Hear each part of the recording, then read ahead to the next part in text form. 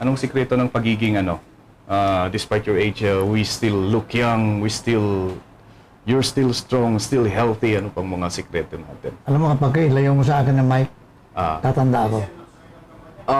Kasi itong pinasok kong trabahong ganito, ay passion ko na ito. Once na isang tao, inalasin mo ng passion niya sa isang bagay, malungkot. Kulang ang kanyang pagkatao na yan. Sa akin, minahal ko itong linyang ito. Sa pulpa nung tayo nasa high school pa. High school? Linya ko na talaga. Oo.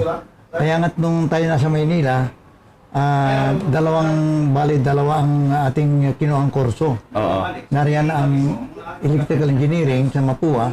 Electrical engineering. At saka nag-enroll din ako sa email ko yun ng journalism. Kasi mahal ko silang dalawa ang kaso, nagtagal ako sa radyo. Ang layo, no? Oo, layo Mula sa electrical, napunta sa radyo. Oo. Dahil nga tayo ay dati manunulat. Nagsusulat ako sa Liwayway, sa Banawag. May mga nobilis na tayo dyan. Baka yung mga hindi pa nakakaalam, meron pa ba yun ngayon? Liwayway, Banawag, yung mga sikat na magazine. Meron pa, hanggang sa ngayon. Maski sa Bayang Dagat, meron din yan.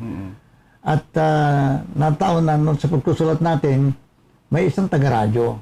Itong si Mr. Bin Biernes, yung nag-produce ng Anarisa. Matagal na producer yan ng mga television series. Like Analisa nga isa. Analisa, siya ang founder dyan Na sabi sa akin, baka gusto mong subukan ang magsulat sa radyo. Mayroon akong nakuha na susulatin, sabi niya, yung talambuhan ni Magsaysay. Anong year ito, sir? Mga before 60s, mga before 64. Mga 60s yan. Early 60s yan.